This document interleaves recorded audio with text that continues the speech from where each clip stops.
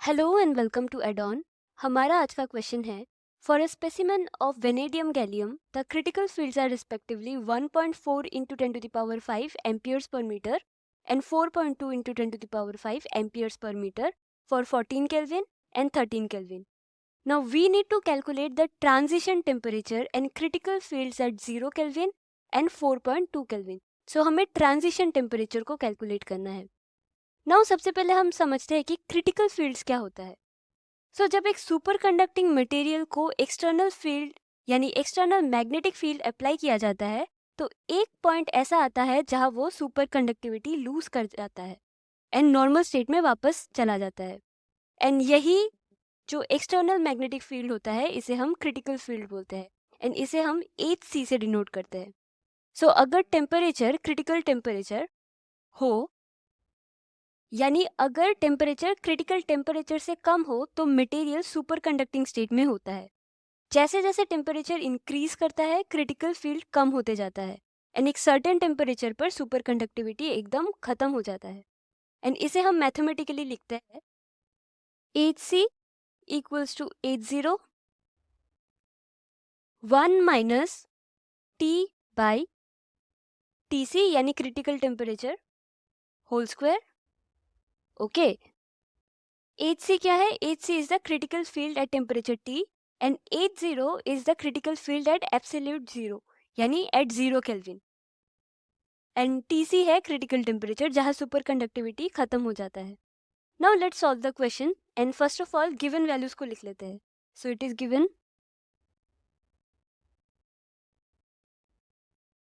at 14 Kelvin हमें given है critical field 1.4 into 10⁵ amperes per meter and at 13 Kelvin हमें given है critical field 4.2 into 10⁵ amperes per metre.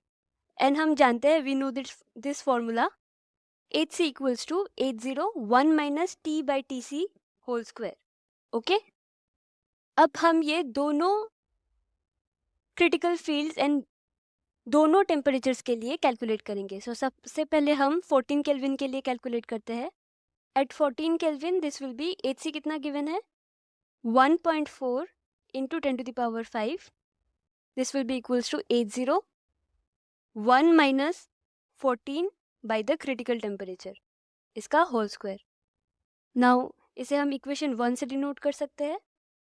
Then similarly for 13 kelvin critical field given है 4.2 into 10⁵ equals to H0 1 minus 13 by TC यानी critical temperature का whole square. इसे हम equation 2 से denote करेंगे. Okay, now हम इक्वेशन 1 एंड इक्वेशन 2 का ratio लेंगे. Dividing equation 1 by equation 2, dividing equation 1 by equation 2 we get कितना हो गया रेशियो 1.4 बाई 4.2 क्योंकि 10⁵ एंड 10⁵ तो कैंसिल आउट हो जाएंगे एंड यहाँ H0 and H0 cancel out हो जाएंगे. क्या बचेगा 1 माइनस 14 का स्क्वायर कितना होता है 196 by TC square divided by 1 minus 13 का स्क्वायर यानी 169 by TC square. Now 1.4 by 4.2 कितना होता है 0.33 and this will B 1 minus 196 by TC square by 1 minus 169 by TC square. Okay, now after solving this we can write TC square equals to 208.46 and after taking the square root yani TC equals to root over of 208.46 we will get TC equals to 14.43 Kelvin. ये है हमारा critical temperature. 14.43 is our critical temperature. Now using this critical temperature हम H0 को calculate करेंगे. क्योंकि हमारे पास TC का value available है, हम सिंपली किसी भी एक इक्वेशन में TC के वैल्यू को सब्सटीट्यूट करके H0 को कैलकुलेट कर सकते हैं. So we can write 1.4 into 10 to the power 5 which is our HC and H0 को हमें कैलकुलेट करना है. So 1 minus 14 square यानी 14 by 14.43 जो कि हमारा क्रिटिकल टेम्परेचर है इसका whole square. Now we will solve this.